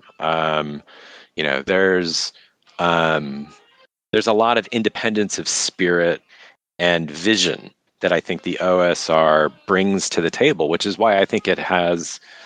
There's so much, like you were talking a little bit earlier about sort of the generational, not really conflict, but sort of generational visions differing from generation to generation, and I think the OSR really embodies that, and it's really important to the long-term viability of the RPG hobby and in industry. If all we ever had for the RPG-ness of everything was Greyhawk or the Forgotten Realms or D&D, then it would eventually die out in the same way that model railroading has died out. People would age out of it as an interest and it would fade away. And that's not to say that model railroading doesn't have cool things going on and stuff too. But I think that vitality and that vibrancy that comes from independent creators being able to share and put into the market their ideas of what is cool, and whether that's an adventure or a rule set or a mashup genre or something kind of brand new and innovative that's not been done before at all. I think the OSR is really important for that point of view. Okay. So, yeah, much more than fair. So, the way you had described OSRIC to me, in a lot of cases, when people do a retro clone, they'll try to keep the majority of the original game mechanics, but they'll quote unquote clean some stuff up. They may add some new mechanics, new classes, that sort of thing. From what I understand, OSRIC is almost a reprint of what's legally available under the OGL, but organized in a way that you get it all in one book, all three books, the Player's Handbook, Dungeon Master's Guide, Monster Manual, but it's also organized in a way that makes things easier to find. And it's laid out differently, because one of the complaints that is justified. Now, I like AD&D. I'm not down on AD&D, but if you look through all the books, sometimes it can be hard to find stuff. And sometimes there's even rules that seem to contradict each other. So there's definitely rules that contradict each other. Yeah. Right. Is magical armor weightless or not? Right. Do magic swords glow only, or do magic maces glow? Right. Lots of things like that inside AD&D. Yeah.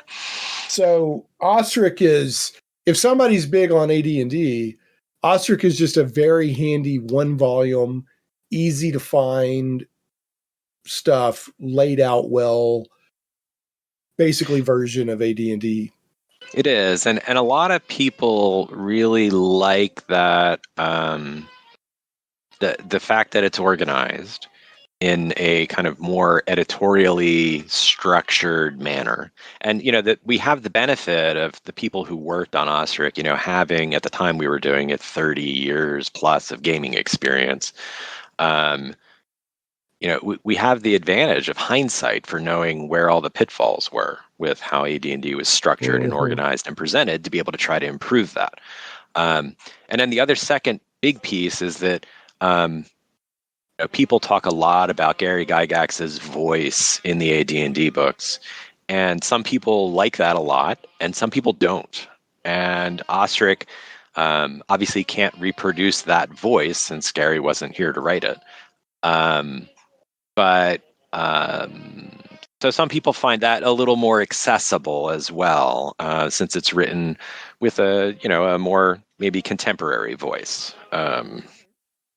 Yeah, it's. I like the book. I own copies of the originals, both in PDF and hard copy of Player's Handbook, Monster Manual, Dungeon Master's Guide. But this, especially for the price, $26, whatever and you can't beat this. I mean, if you're playing AD&D, or if you just want to take a traipse, if you will, if you want to frolic in the AD&D rules, which I would argue, in a lot of ways, AD&D is more foundational to the hobby than the stuff that came before it, because when D&D exploded, a lot of people were playing AD&D. It's true. Yep. So, just from that standpoint, but if you're playing AD&D at all, this is such a wonderful reference to have, because everything's right here in one book, and it's also a great tool if somebody wants to try AD&D out for a small campaign, or run a classic adventure like Saltmarsh, or like the Temple of Elemental Evil, or the Giants and Drow modules, or whatever. Mm-hmm. And just do that as a the next game version to try. OSRIC's a great way to be able to do that, and to do it affordably in a way that's not going to break the bank for anybody, dungeon master or players. Yeah, I think the first time you told me what, I was like, yeah, how much does that cost? I was expecting to say like $50, $60, $70, and you're like $26. I was like, what? So, yeah, and there is a business side to Black Blade Publishing. So, it's like you said, you're doing it for the community at that price. So, and then also the legal options to allow people to publish stuff for AD&D. So I would argue that Black Blade, between the ancillary, is that right? The historical materials you publish, and that, you were there for Swords and Wizardry, you were involved with OSRIC, you're publishing John Eric Holmes fiction, you're doing design zines, you're doing zines. We publish graph and hex paper, so right. Some of the things that we try to do both in OSRIC and with specifically like Black Blade with the hex paper and graph paper is we try to give people the tools to be creative and to build their own stuff. And it's kind of that teach someone to fish kind of approach. Right. We want to let people help people to be as creative as they can be with by providing these different toolkits to do that. Right. So yeah, and you can get modules, like you said, more stuff that you might not find somewhere else. Modules for OSR games.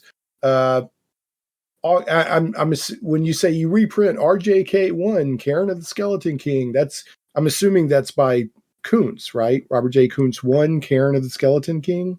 It is, yeah. So I worked with Rob when he was founding Pied Piper Publishing, and we published a number of adventures over the 3 or 4 years or so that he was publishing actively as Pied Piper. And then he kind of shifted his publishing work and approach.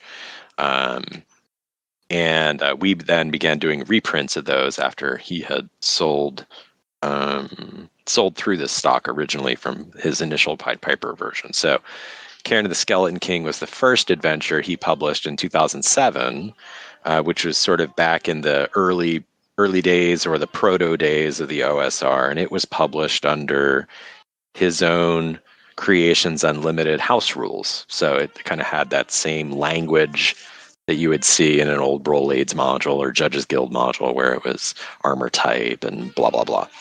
And then when we reprinted that in 2014, we normalized that and standardized that using the OGL and OSRIC to do that.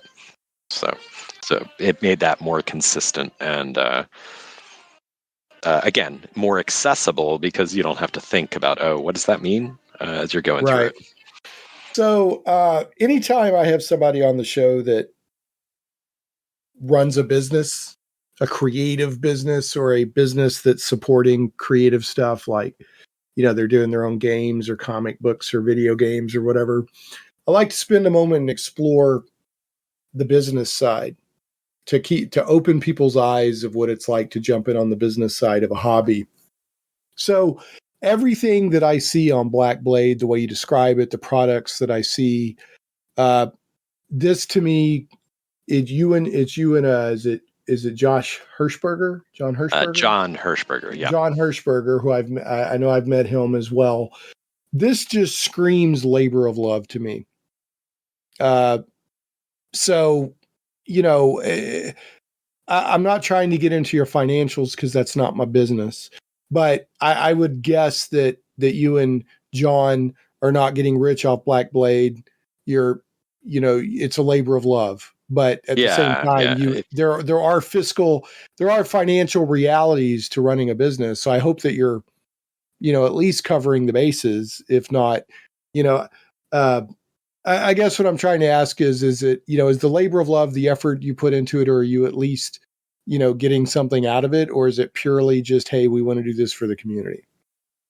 Well, it's both. It's very much a labor of love. So Black Blade is a hobby business for us. It's not a day job for either of us, and it certainly doesn't pay us back the time and effort we put into it, except through, sort of those non-fiscal rewards that you get from, being able to see all the cool stuff that you can bring to people, and hearing somebody say, you recommended one of Anthony Husso's adventures to me at GaryCon, and I ran it recently and it was great, at the table, that kind of thing. Right. Well, your booth is definitely my favorite at North Texas. It's always got so much cool stuff. I mean, there's other good booths and vendors as well, but yours is like I could just browse it forever because you've got so much cool stuff out. Like you said, you got historical resources, you got game resources, you got modules, you got this, you got maps, you got all this cool stuff. So yeah, John O'Neill at Blackgate Magazine did a wonderful profile of our booth several years ago from GaryCon. Cool. And he said it was like walking into a sort of a classic store or at a convention in 1979 or something like that. I can send you the link to that later too. Yeah, no, that's a good way. I would describe it as like, if you ever go to, it's one of those experiences, like if you ever go to a big city that has a lot of the stores that you wouldn't get into a smaller city. And like I'm thinking of London because I used to live in England when I was in the Air Force, so I'd get to London a lot, and I would pop into these little, what's this doorway? And I'd find these cool little shops that, like, whoa, that's what it reminds me of. Like it's just a delight, of stuff that you're not just going to find at your average game store. And we intentionally curate that. There's people whose works we carry now that we didn't carry several years ago. And that's part of that. Sometimes, their priorities shift and they're not active anymore. Some of that is the business back end side where, this product was cool, but it wasn't selling very well. So we eventually phase it out. So we do a lot of analysis and metrics around what's selling and not selling. And that helps, kind of make the labor of love side of it a little less burdensome when you're carrying stock. around. Okay. All right, fair enough. Yeah, you've got to load all that stuff in and load it back out. I was going to ask, I found a couple of different. So when I was looking for Black Blade online, okay, I found the two main things I found. Like if I want to direct people to Black Blade that are listening to this podcast, it looks like your store is at Noble Knight Games. Is that correct? So Noble Knight does carry some of our stock. We used to have a regular website for Black Blade Publishing at black-blade-publishing.com, but that's defunct at this point. So we are using our Facebook as the front and center for Black Blade. So that's just facebook.com/Black Blade Publishing, all is one word. And there are, in addition, there's some OSRIC related resources that are available independent of Black Blade. So there's the OSRICRPG.com site, which is sort of a cross-publisher platform for OSRIC. And then there's the OSRIC Wiki, which takes and makes all of the OSRIC rule set, as well as the expansion for OSRIC, which has been in the works for over 10 years at Knights and Knaves Ale House, which is called Dangerous Dungeons, as sort of an homage to Harlan Ellison's Dangerous Visions novels. But that's all available out on the OSRIC Wiki. And I'll put that in the chat for you as well. So OSRIC isn't only by any means something that Black Blade is involved with. Lots of other publishers like Expeditious Retreat Games, who've published over 40 modules and 2 monster manuals for OSRIC. They're there.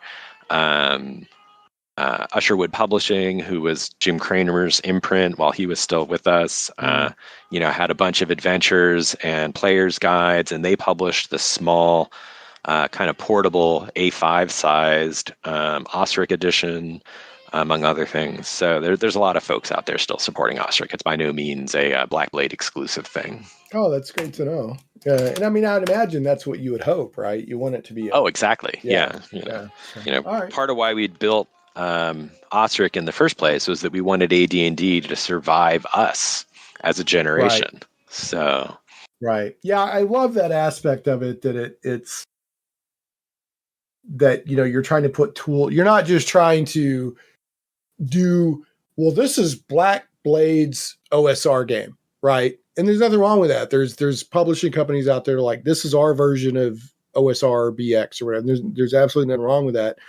Your approach is, it's like you're not trying to plant a flag for Black Blade. You're trying to do something for the overall OSR and AD&D community. And I think that's wonderful. So, and if you sell some books at the same time, great, right? So yeah, exactly. Yeah. So I do recommend anybody who's even mildly interested in AD&D or that's still playing AD&D to pick this volume up.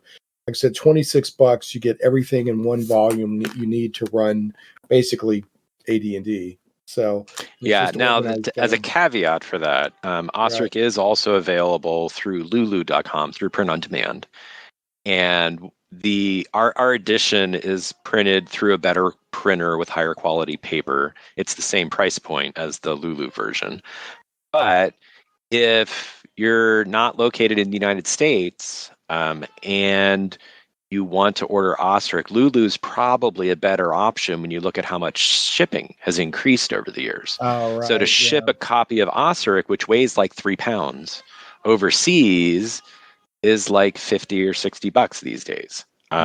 Shipping is so ordering it through Lulu, if you're in the UK or if you're in in Europe or somewhere else in Asia, it's probably cheaper because Lulu has local printers there that you don't have the exorbitant shipping fees to ship from the United States to wherever you might be. All right. Well, you've been wonderful with your time, but I'm going to go ahead and start drawing us to a close. There's so much more we could talk about. I wish people could see and go to the show notes at shaneplays.com and see all this career highlights that Allan sent me. I mean, there's so much more we could be talking about here. And I'm happy to continue the conversation as we talked about earlier, as time and schedules align. So. I absolutely want to do a follow-up show on Greyhawk if you're up to that. Yeah, that would be great. Yeah, we could also, we could probably do a separate podcast on John Eric Harp's, Boinger and Zareth stories. I'm not familiar with them. So, but I know that, we know him as Holmes Basic, but he's got a whole, bibliography of fiction that he wrote. So, so that would be interested. You've worked with Paul Stormberg, you've worked with, Rob Kuntz. There's a lot here that we could talk about. So your history, some of these conventions you've gone to, you went to Gary Con #0, you went to Gen Con, Origins #1. You just no, I wasn't at Origins #1. Were you not? No. So that was my first Origins. Oh, you were at Origins 1980. Okay, right. Yeah, so Origins #1 was in 1975, and that's when they ran the two Mahars. In 1975, I was still, 5-6 years old at that point. So okay. I was not traveling to Baltimore for that. Well, you did go to Dragon Con #1. I did go to Dragon Con. Gary Con That's #0. Yep. Yeah, what I'm saying, you've been there. You met Michael Moorcock, for goodness sakes, who I just found out a few years ago. Michael Moorcock's also like the lead singer for like a rock band. That guy's out there doing crazy stuff. So it's called. He has his own band called the Deep Fix, and then he also sang and did entire albums with Hawkwind, who are a British space rock band. And he also worked with Blue Oyster Cult. More. And the reason I found out that he was in a band was I was reading Alan Moore's The League of Extraordinary Gentlemen, and Alan Moore will reference him, and I think Kevin O'Neill does the art.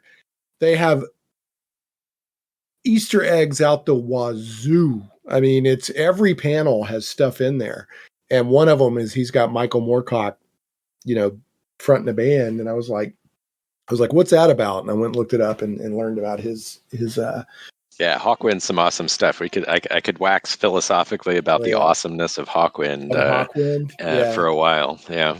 Yeah. Well, is there anything else that you want to, before I move us on, is there anything else you want to mention about the OSR, OSRIC, AD&D, Black Blade, gaming in general? Any shout outs, anything you want to do before I move us on? So I guess there's just a couple other short things. The OSR, you were talking about the importance of zines. So the OSR has sort of seen a proliferation of zines over the course of the last few years, in particular with the Kickstarter focus around the zine projects that get done in every February or March each year. But before all of those were there, at the beginnings of the OSR, there was Fight On magazine. And Fight On comes as a title from the one of the last images inside the OD&D set, shows a fighter holding the sword up, Fight On. And Fight On has been on hiatus for a number of years, but will be coming back with issue number, I think it's 15 or maybe it's 16, very soon. So the editor's been working over on the ODD 74 boards to bring the newest issue to bear. And I think, if I'm remembering right, that one's focused on Holmes thematically. So that's fun. And it's I think that's part of the fun side of being involved in the community and the hobby too, is you can see some of the, sometimes real life gets in the way and people are on hiatus for a while, or they stop publishing for a while. And then, when they get a chance, they come back. And with the editors there coming back into the fold, Fight On will live and breathe again. And there's already plans for an issue after this one. So that's a lot of fun. Who's gonna publish that? Do you know? So that'll be published through Fight On magazine. They're their own thing. Okay, gotcha. Okay. I think it's, let me look and see and make sure. I think it's fightonmagazine.com. If Yeah, these yep, little it zines is. are cool. Like Planet X Games is doing some cool zines, and there's a pretty neat zine community out there, like you're saying. And I'm just kind of discovering Planet X Games just put out a zine called Big Eye Chungus, and it's about it's full about basically how to handle an intellectually property protected creature that is it's a big ball with a bunch of eyes on it. But it's the whole zine is about how to run those. It's really neat. Oh, nice. Yeah. Yeah. Hold on a second. Yeah, I'm going to link to Fight On Magazine here. So, so Fight On's kind of coming back, so that old Lovecraft adage, that is not what dead, which can eternal die, right. but with strange aeons, even death may die. So Fight On's coming back from the dead. And Matt Finch has talked a little bit about kind of resuscitating Knockspell, which was the sort of the peer magazine to Fight On as well, which hasn't had a new issue in Knockspell's case since about 2011 or so. So, all right. Well, that reminds me. Earlier when you were talking about Matt, we were talking about Swords and Wizardry, and we were also talking about OSRIC, and we were talking about We were talking about Matthew Finch. So I was going to throw that note out there. It's an audio footnote, but I'll do it now since it came back up. So, is there any other shout outs or anything? No, I think that's about it. Right. I'd love to come back. Had a great time chatting with you. I'd love to have you back on. Definitely love to have you on to talk about Greyhawk and other things. A little shout out I want to do. The Save for Half podcast recently did an episode talking about, it's kind of like in this, we're talking about OSRIC where everything's reorganized and it's all in one volume. Somebody named Greyharp, evidently within the past couple of years, they took all of the 3 books of OD&D and put it into one volume and laid it out so that it makes more sense editorially. And the halflings from the Save for Half were very impressed with that. So I don't know anything about it other than I haven't even seen it myself. It's not for sale or anything like that. It's, nobody's not trying to, they just did it as their own personal labor. They just took hobby project. Yeah. Hobby project. They took the original 3 books of OD&D and they put it together into one. Evidently it's well laid out, and even people like Jim Wampler, who's been around, in the hobby for a long time, when he read OD&D in one volume laid out editorially like Greyharp did it gave him a different impression of OD&D. Yeah, I can believe that. I mean, if we thought AD&D was sort of not organized well, OD&D really raises the bar on that. Yeah, but I think you have to do your own sleuthing if you want to find it. I don't think there's like one easy place to go find it, right? But there is that doesn't surprise me. Yeah, there's a single volume of OD&D out there by Greyharp.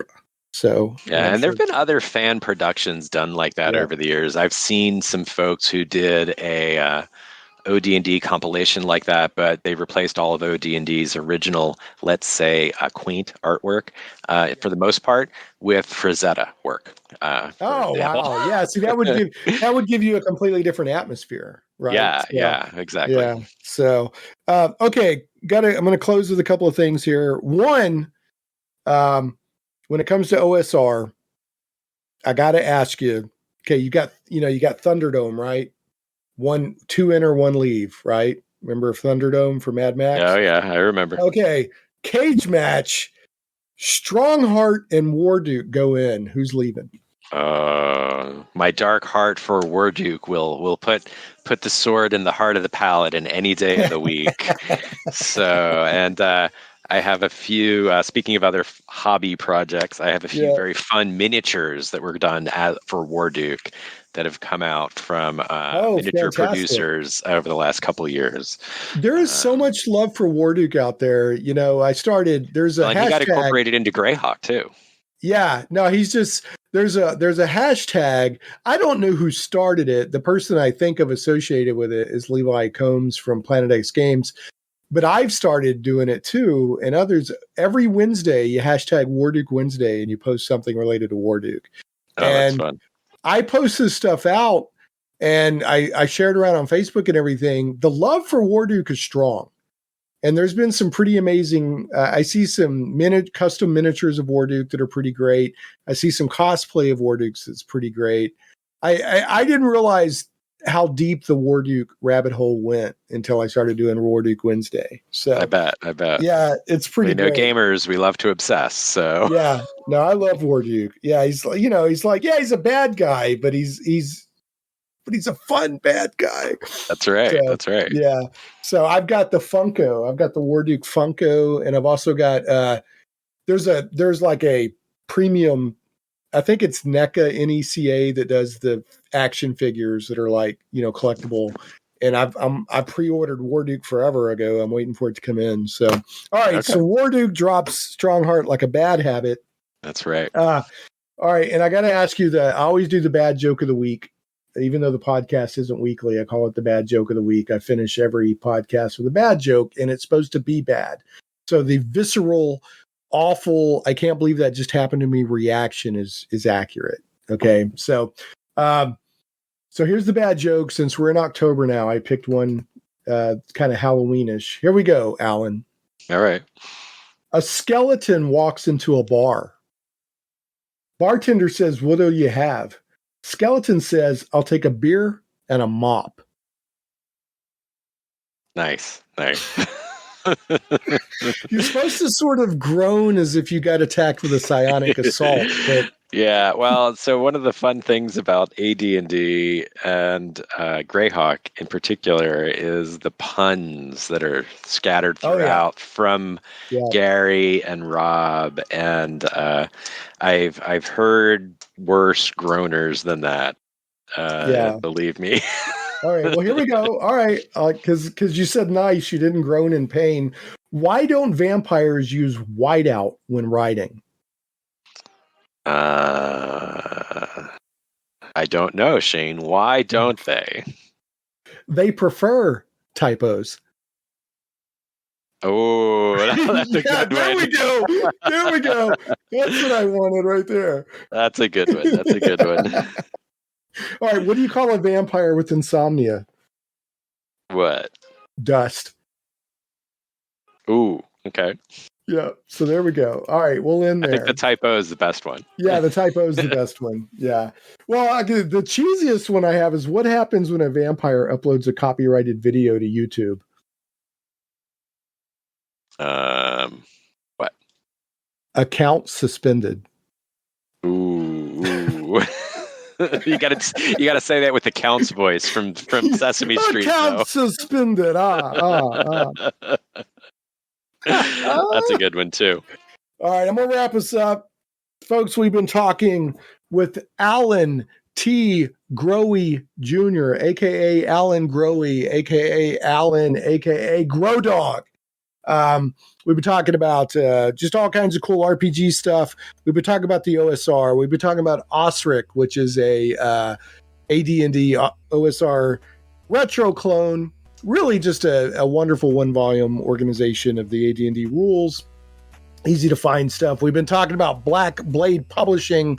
We've been talking about a lot of other really cool stuff. So go to the show notes, check out OSRIC, check out Black Blade Publishing, and all the other cool links that Allan's been sending me to add to the show notes. And check out, I'm gonna put in the show notes his biography and the career highlights he sent me. It's just really cool stuff. And we'll have you back on the show again in the future, Allan, to talk about Greyhawk and maybe some other things. So tell Henry that I had a great time, and I will be happy to come back and chat some more. Yeah, I'm so glad that I met you at North Texas. You're one of my favorite people to see there. Plus your booth. So I'm so wonderful, or not so wonderful. I'm so glad that we stuck with it and made sure that a show happened. All right, Allan, well, take care. Thanks again for your time, and I will definitely let you know when the show drops. That sounds great. Thanks, Shane. All right. And thanks, everybody, for listening. Yeah, right? Yeah, I was going to say, everybody else, thanks for listening, and we will catch you next time on Shane Plays Geek Talk. Thanks so much for listening to Shane Plays Geek Talk. I certainly hope you enjoyed this journey into the things we love. For your convenience, show notes with helpful links for each episode can always be found at shaneplays.com. You can catch the podcast in several places, including on the blog at shaneplays.com, iTunes, Google Play Music, Stitcher, Podbean, Amazon Music, Verbal, YouTube, and more. If you like what you hear and would like to support Shane Plays Geek Talk, you can do so for as little as $1 per episode on Patreon at patreon.com/ShanePlays. Thanks again for listening, and we'll see you next time. Stay geeky, my friends.